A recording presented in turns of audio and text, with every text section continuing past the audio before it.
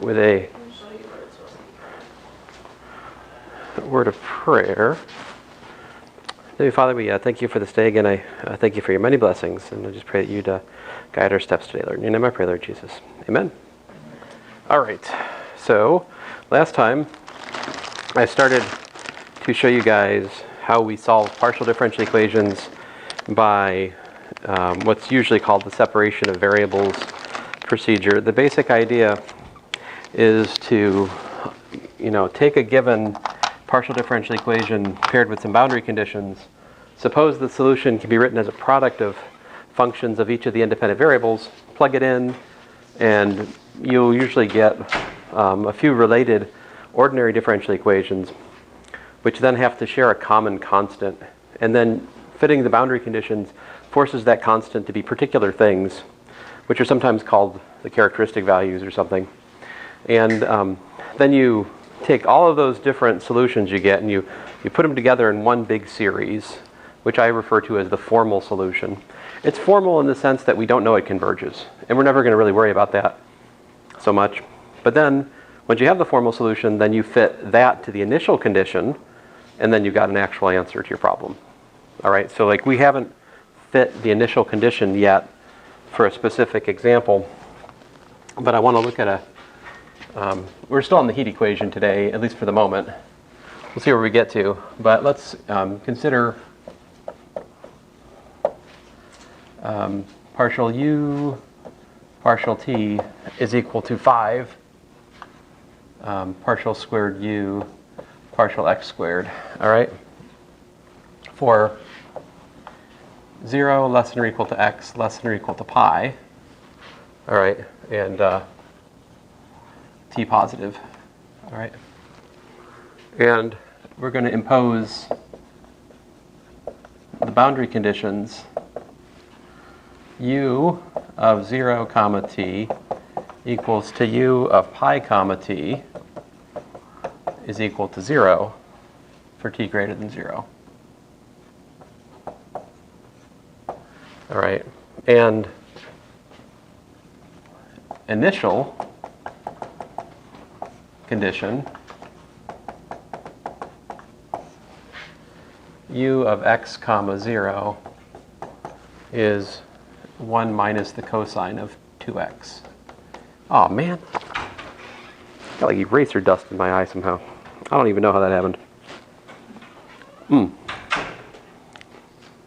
right, so like in terms of what we did last time, can you guys, this is exactly the problem we set up last time, right? We just need to make an identification here. Like my alpha is 5, and what I called last time L, this time is pi, right? And so we went through this, 20-minute derivation of the formal solution, and essentially we showed that the solution has the following form. U of xt is equal to like the sum, and I'm on page 247 of my notes, so I'm going to stick with the notation here. I might have used a different letter last time, right, for this, but I hope you can see it's not different than what we did.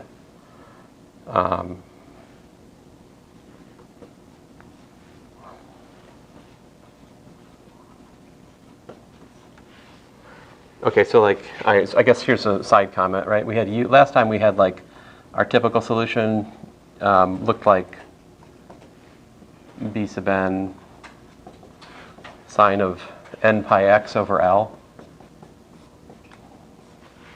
exponential of minus n squared pi squared t divided by alpha L squared.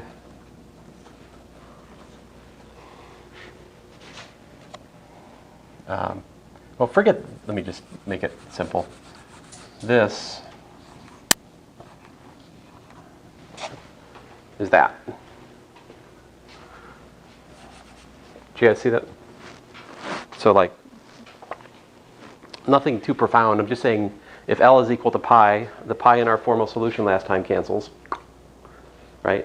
And the pi squared cancels the L squared. And as you can see, wait a minute, should that be 5 or 1/5? Oh, oopsie doopsies. What did I do last time? We solved what? I think we solved, did we solve alpha partial u partial t equals to nabla squared u? Was that where did I write that last time? Where did I put the alpha last class? Which side of the equation was it on to start? That should be the very start of the problem. You have it on the other side of the equation. So I had it not like I've written here. So I had the alpha like this. Was it next to the partial u? It was on the right side. It was on this side? Yes. Oh man. So last time I wrote partial u partial t is like alpha uxx.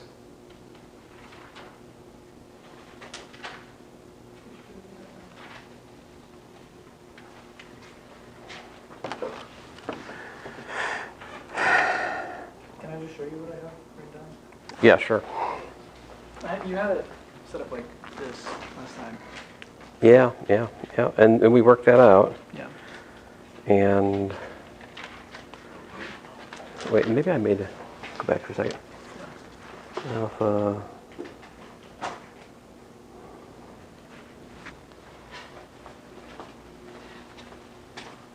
What did I have for? Did the alpha last time? Did the alpha end up down here?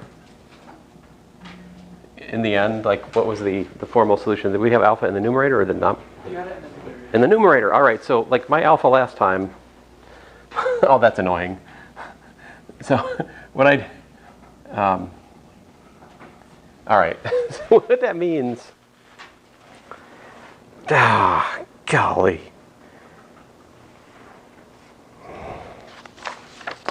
That means that I must have.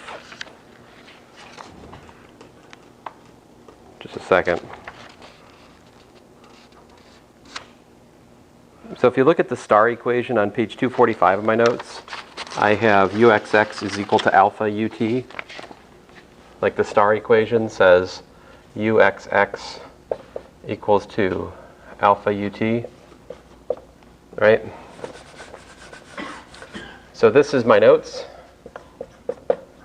right? Last time, what did I write? I wrote the opposite thing, right? I wrote uxx. I wrote alpha uxx is equal to utt, right? Ut, rather, not utt. I think that's what you just showed me, isn't it?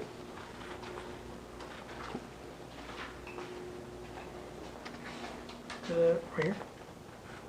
Yeah, where's my starting point? Last time. Man, I cannot read upside down. It's okay. So we started with partial u partial t was alpha uxx. That was our starting point last time. So you see the problem? Last time, my alpha is reciprocal of the alpha that's in my notes. So my apologies. Obviously if I was like, I should just have my notes out and follow my notes, then we wouldn't have these problems. So in short, all right, so would you guys like me to stick with alpha as we defined it last class?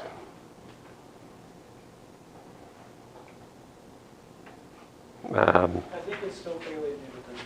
It's still fairly new? All right, so, all right, fine. Let's so, all right, so we're giving up on this for today's lecture. We'll use alpha in the notes definition. In that context, alpha is not equal to 5. Alpha is equal to 1/5. All right? And then with that, you have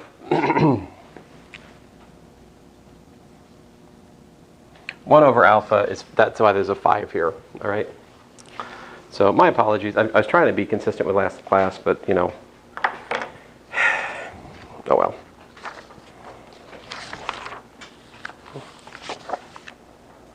Okay, so great. Now,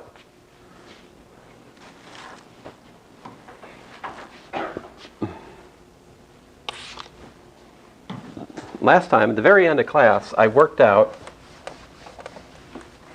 a formula for finding the coefficients, right? We did this, the Fourier trick. We integrated both sides, and what we derived, right? We derived last time that,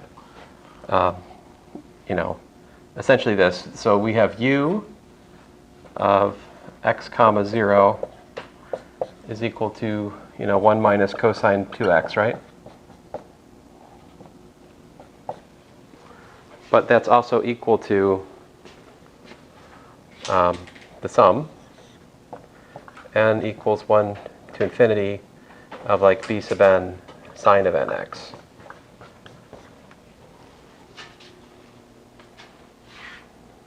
Right? So what I've written in blue at the top, what does that enforce for our solution?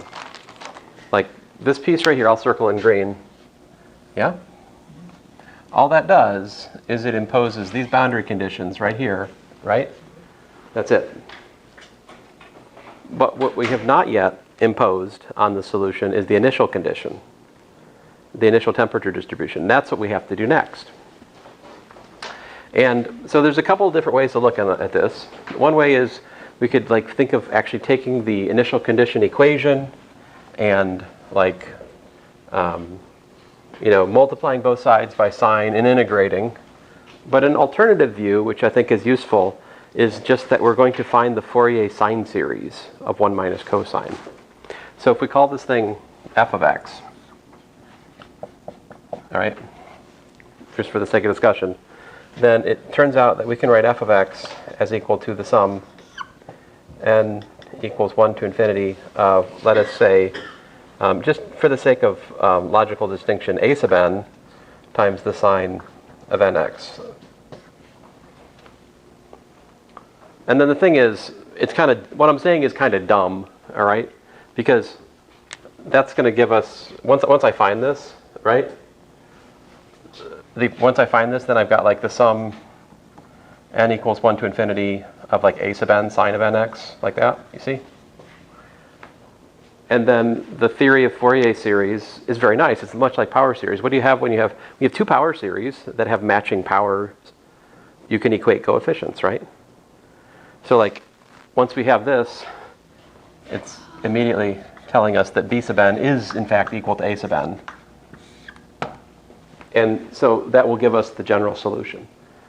Not the general solution, but it will give us the solution to this heat equation, right? Where we're holding the ends of the rod fixed at temperature 0, right? This is double ice bath solution. So how do we find these a sub n's? Well, we use the trick that Is it always true that b sub n is equal to a sub n? No. No. So what makes that case here?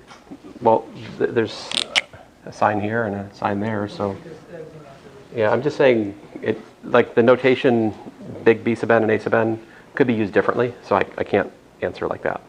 When is it the case that two Fourier sine series that have matching terms, right? I'm not saying one has got, maybe one has got even signs of even arguments, and this one's got signs of odd arguments. If I had that, then all of the coefficients would have to be 0. I wouldn't get equality of matching. We have to be careful with the index matching up and stuff like that. Just like we have to be careful with combining the power series solutions to add matching monomial powers and all that. That kind of consideration still is at play here. So to find the a sub n, we use Fourier's trick. And Fourier's trick says that, in a nutshell, a sub n, we worked this out last class, at the end of class, that the formula is 2 over L, right? But here L is pi, so we get 2 over pi. The integral from 0 to pi, it's because we integrated from 0 to L last class. Now I'm integrating from 0 to pi because pi is L. And then the function here, 1 minus cosine of 2x, all right? And then that has to be, oh man.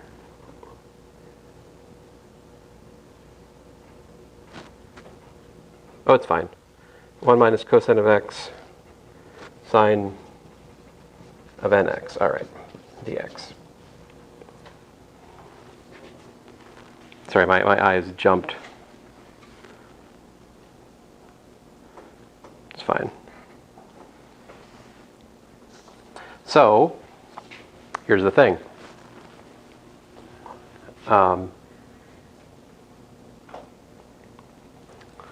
Turns out that a sub 2k is equal to 0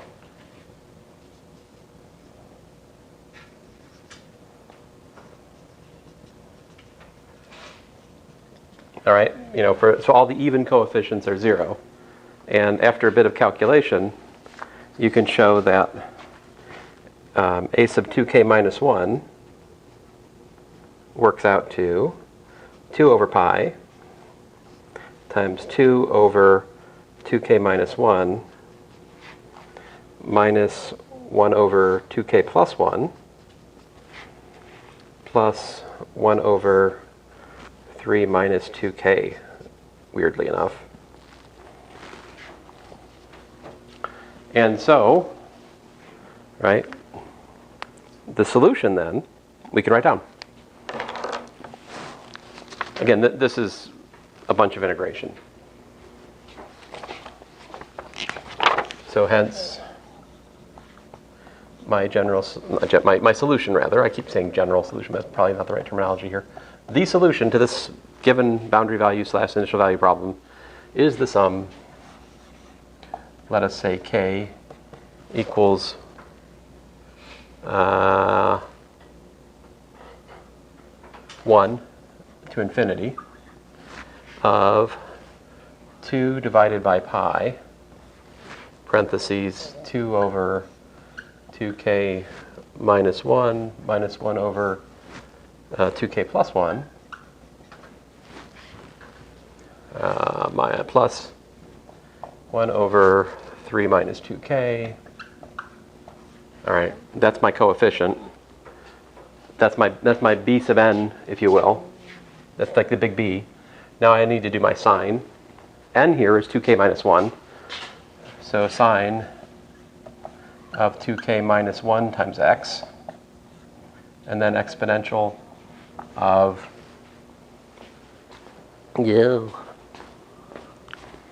So guys, I'm just putting n equals to 2k minus 1 into the formula, right? Because it turns out all the even terms are gone. Listen, once I'm done with this, I'll get out the projector and show you the integration we're skipping over. I do have it written out. It's just not, I don't want to do it at the moment. All right, so we're just supposed to do exponential of minus 5 n squared t. So that's minus 5. N is 2k minus 1, quantity squared, t. And there you have it. That is the solution in this context.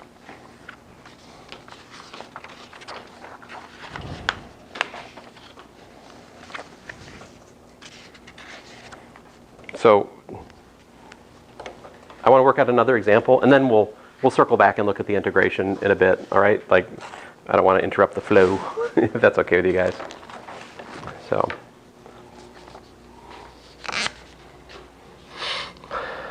So my next example, unless there's a question. No, all right. Suppose 7 ut is equal to uxx for 0 less than or equal to x less than or equal to 1/2. And t is greater than 0. All right? We're given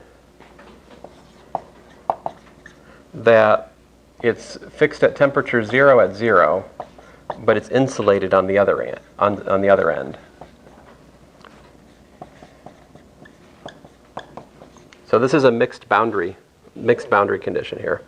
And we have initial condition, u of x0 is equal to sine of pi x plus 42 sine of 17 pi x for 0 less than or equal to x less than or equal to 1/2. All right, so there you go. That's the problem that we'd like to solve.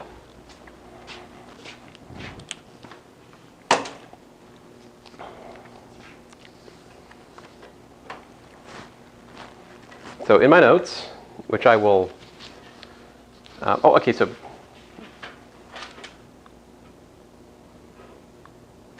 all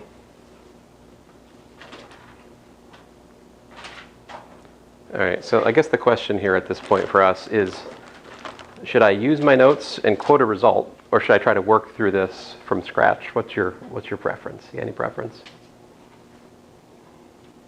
From scratch? Scratch, all right. So,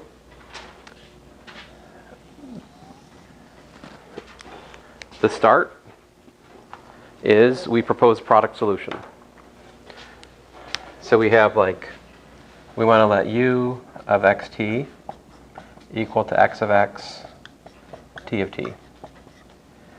That gives us then that 7 x t prime, right, is equal to x prime prime t, which then gives us that 7t prime divided by t is equal to x prime prime over x,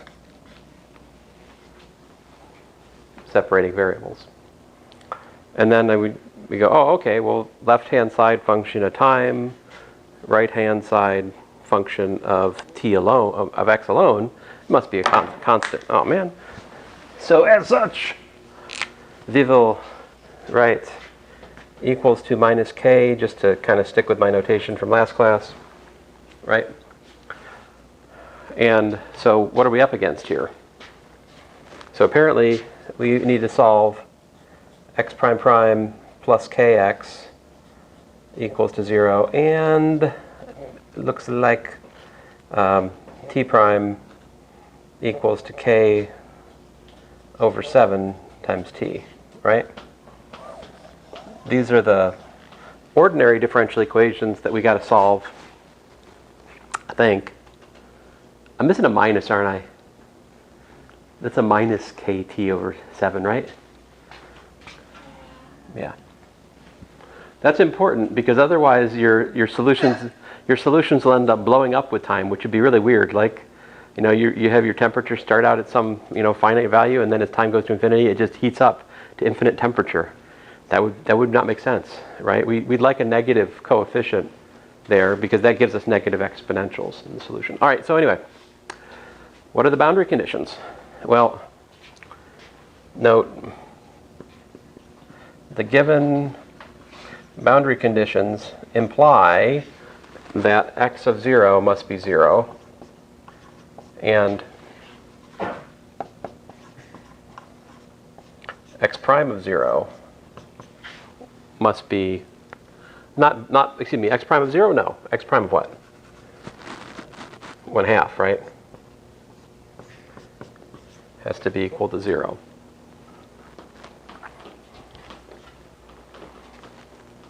So this is a different boundary value problem than we dealt with last class, right? So what do we want to do here? Well, we're going to consider the 3 different cases again, right? K equal to 0, k positive, k negative. I'll start with k equals to 0.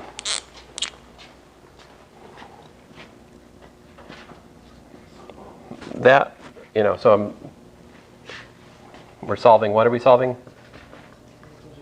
I know, but we're solving x prime prime plus kx equal to 0. I mean, you're right, k equal to 0 case, but that's the, so that has solutions x prime prime must be x of x is equal to like ax plus b, right? And so we get x of 0 is b, and x, which is 0, right? And x of 1/2 is like a over 2 plus 0, which is equal to 0. So therefore, oh, wait a minute. I'd be careful. Not x, it's x prime of 1/2, isn't it? I'm getting too careless here. I'm sorry, guys. What's x prime of 1/2? X prime of x is what? Is equal to a, right?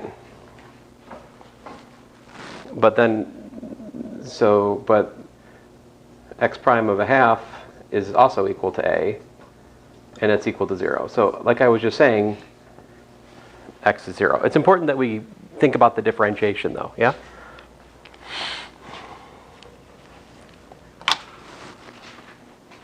All right. How about k equal to minus beta squared, which is less than 0, right? So here I'm assuming beta is positive. Then my solution is x of x is equal to like a cosh beta x plus b sinh beta x. All right? And x of 0 is a, and that's equal to 0. X prime of L over 2 is what? That's going to give us a, beta b cosh of beta L over 2 equal to 0. But the hyperbolic cosine is never 0. In fact, the smallest it ever gets is 1.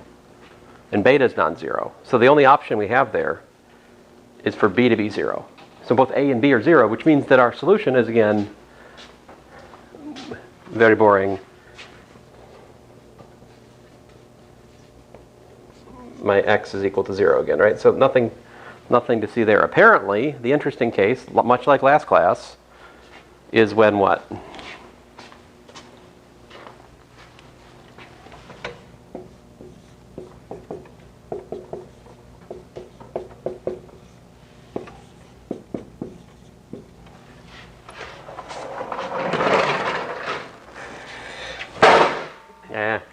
Thought that might happen. You guys are awake now, though, right? Let's see here. No? Still not awake? Oh, man. All right, so what are our solutions in the case that k is positive? We got ourselves sines and cosines, right? Sines and cosines. And let's see what happens.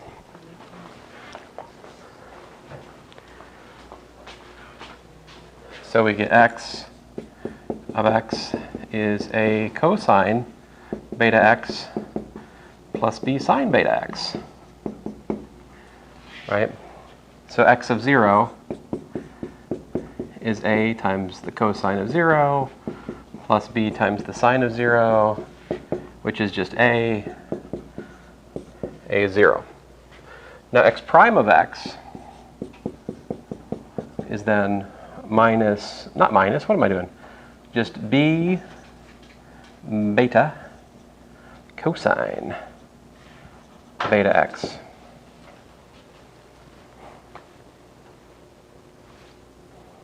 Right?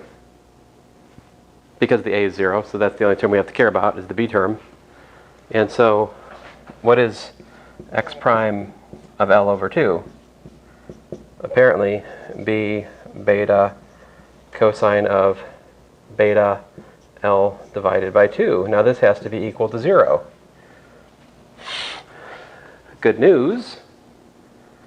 Trigonometry says that cosine can be 0. Lots and lots of places. Right? So when is cosine 0? How can we characterize it generally? So like, how about pi over 2, 3 pi over 2, 5 pi over 2? We do need the argument to be positive because beta is positive by assumption, right? So we're going to want beta L over 2 equal to 1/2, well, let's say pi over 2 times 2n minus 1. For n equals to 1, 2, 3, and so forth, right? Apparently, beta must be equal to what? Beta is actually going to have to be equal to pi over L times 2n minus 1 for n a natural number.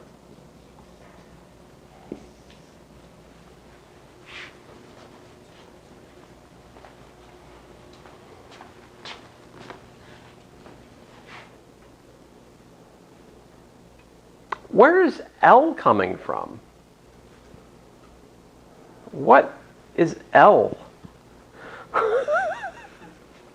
Why'd you guys ask me? Am I the only one here? Like, come on, guys. Somebody ask me what L is. What's L? Thank you. It's 1. Why have I done this? I don't know. Like, look. 1/2 is L. So I've been writing L over 2. Why? I don't know. I somehow changed my 1/2 to an L over 2. So, I mean, it started back here. Yeah.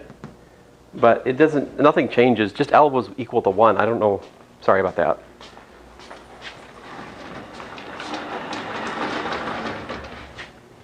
All right. So,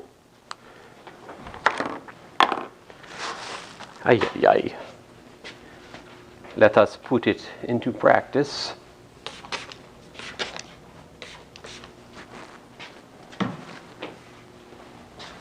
I can't even cover this material if there's only one whiteboard, you know? Like if I'm in a room with one whiteboard, I just have to change the syllabus.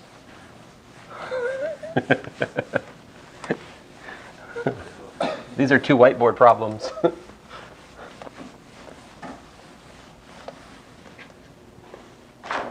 All right, so let's put it together if we can.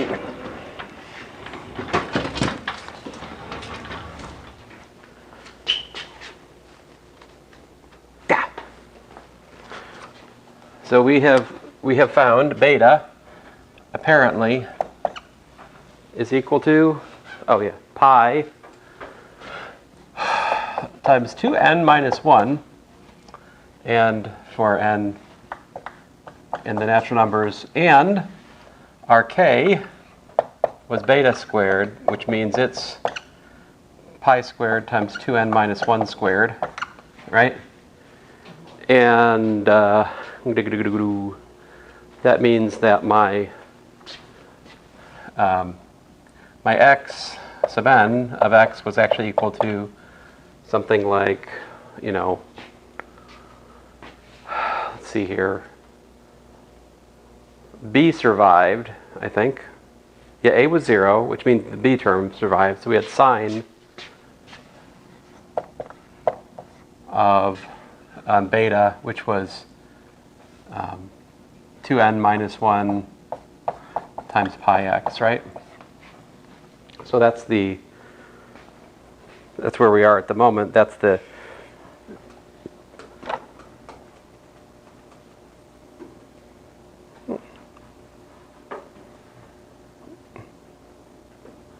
We're good?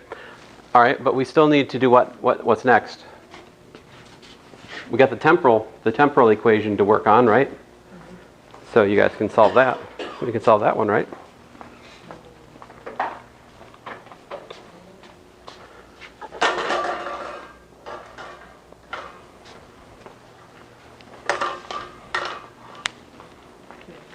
All right, so we got t prime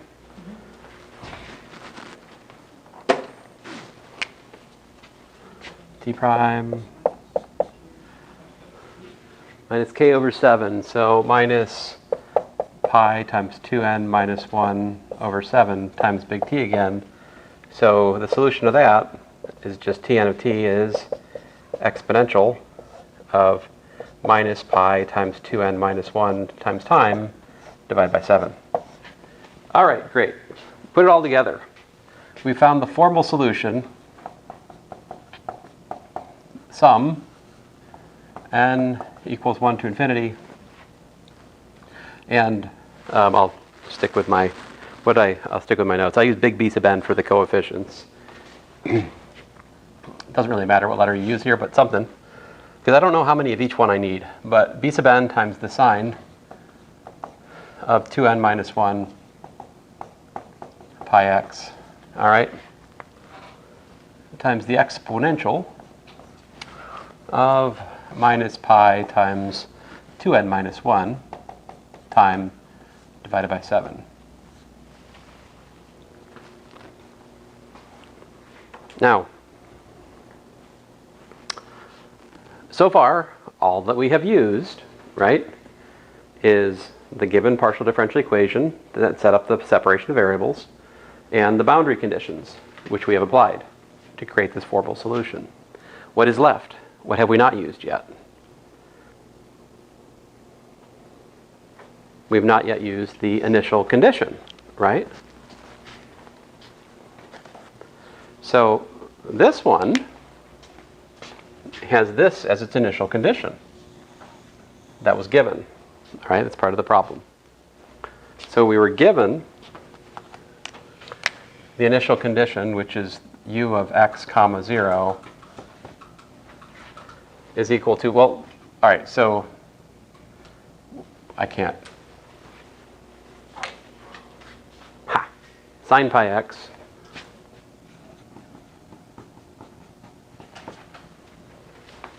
plus 42 sine of 17 pi x. And that has to be equal to the sum n equals 1 to infinity of b sub n times the sine of 2n minus 1 pi x. What happened to the exponential?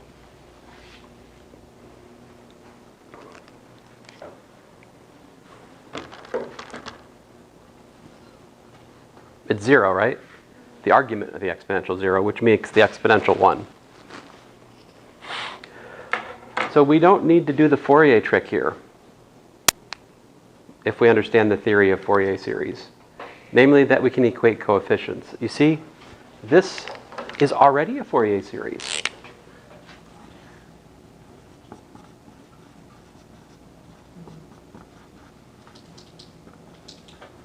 Well, it's a polynomial, really. Right? It's not a series per se, but you could say it's a series. It's a truncated series. So we can equate coefficients. What does that mean?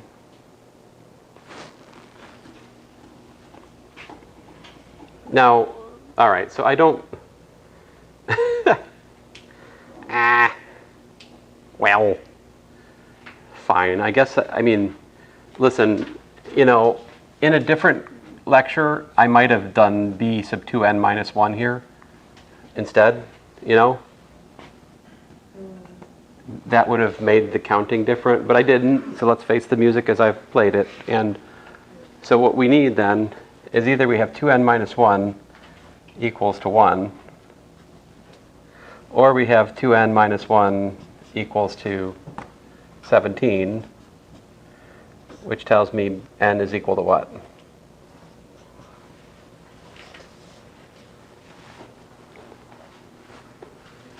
One? Or what? No,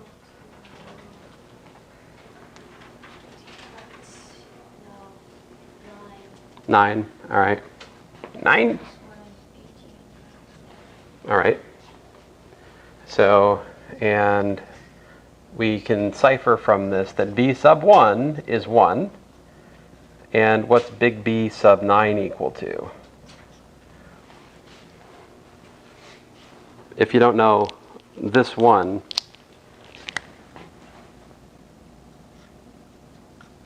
was the one here that you had to use your imagination. What's b sub 9? 42. Hooray. And what's b sub anything else? 0. Right. So this formal solution, it just has two things in it. So our solution then is simply u of xt is equal to, all right, n equals to 1. So I've got sine of pi x e to the minus pi t over 7 plus 42 sine of 17 pi x e to the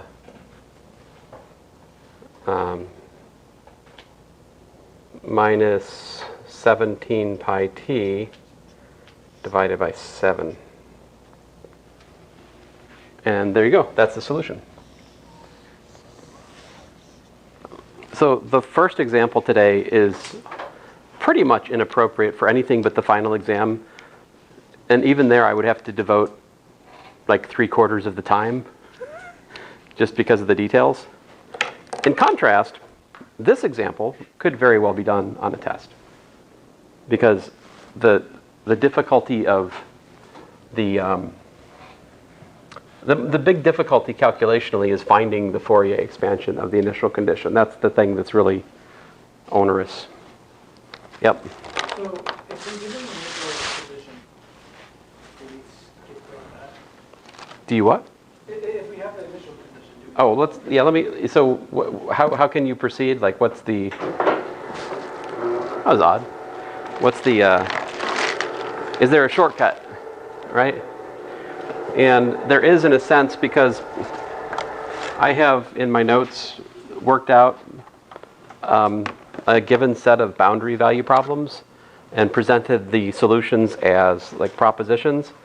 And so you can refer to those propositions and their solutions and use those to build your answers to questions if you do so choose.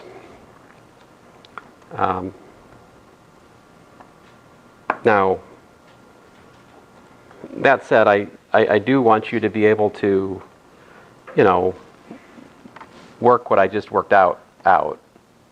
Now, if you have enough sense that you realize, oh, this, K0 and K0 and K negative are not interesting.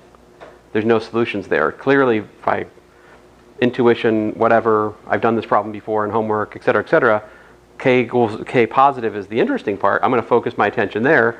That would be fine with me, right? Like I don't need to see the complete logical, oh, this is all that there is, necessarily. However, be warned that if you do go down this path, the problem, of course, is that if you're wrong, it doesn't work, right? And if you're missing something, sometimes K equals 0 matters and the other thing matters. Like the K equals 0 will add a constant into the discussion, right? So, well, anyway, I'm just saying, like, in general, you have to be careful. No surprises there, I guess, but come on, computer. It's not, acknowledge me. Don't you know that the source of so much what's wrong in the world is a lack of acknowledgement? Let's see here. If you've watched Naruto, you understand. Let's see here. Believe it. All right, let's see here. So like we did this. Basically, I worked through this one last class, right? I think I literally worked through that proposition last class. And then I wove it into the story of the heat equation and the general solution because I get impatient with just doing the theory of boundary values because I think it like needs to be interwoven with the larger problem we're trying to solve. Otherwise, it's just kind of boring. But if you go in the notes, the next thing I did was zero derivative, and like the next case, I look at both ends insulated. If you think about the application to the heat equation, and I go through that, and basically, what happens there is you end up with cosine solutions. All right, you get these cosine solutions in that case. So this is there. What I'm saying is, once you come to a boundary value problem, you can look at the notes. If it fits the template of one of my 4 cases, just identify what the L is, and and all that, and you can, from that, cipher what the K should be and everything. You could use these as building blocks, right? The mixed endpoint is the one we're just doing, and I think this right here is the one we just worked through. 0 on the left, insulated, derivative is 0 on the right. That's what we just did. And, trivial, we found the solution was down here. It was given by that. And lo and behold, the solutions have the form, all this jazz right here. our L was a half, right? Heh. Oops. Most unfortunate. But so 2L is 1 here, and so that brings us back to our pi times n minus 1x, and that's what we did. That's what we had. And all right, so, and then there's another, you could have insulated on the left and fixed 0 temperature on the right, and you'd have that boundary condition. In fact, there is a whole world of other boundary conditions one could consider, but this is the basic introduction to partial differential equations, so we don't get too out there. I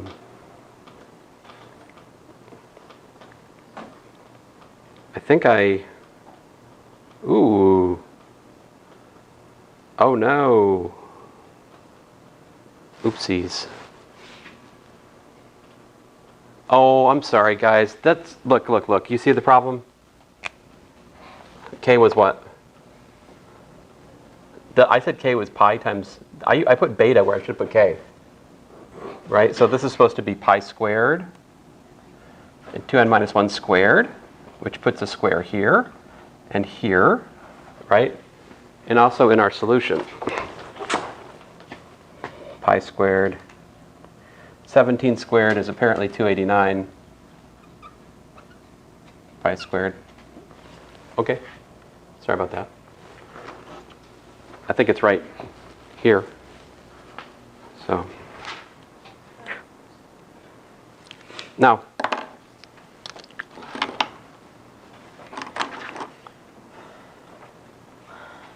Come on.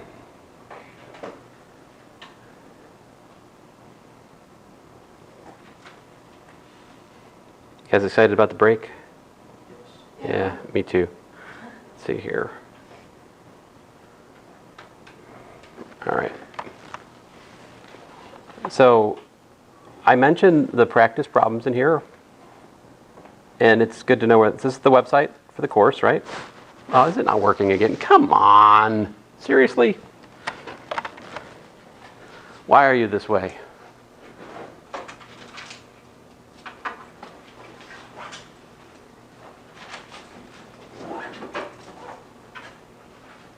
Hello?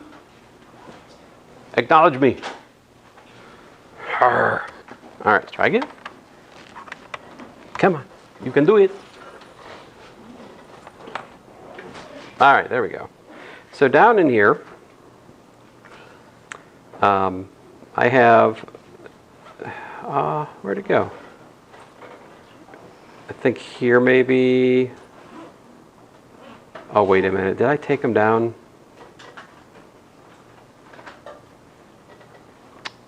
What page did I just say?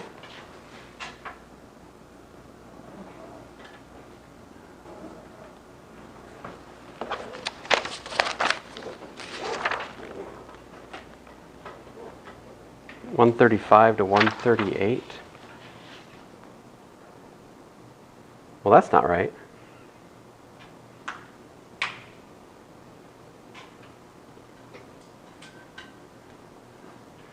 Oh well. Sorry. I will try to find I'll find the missing calculations and make an announcement a little bit later, hopefully. Sorry about that. It's not especially interesting. It's just like Calc 2 stuff. Anyway, I shut up.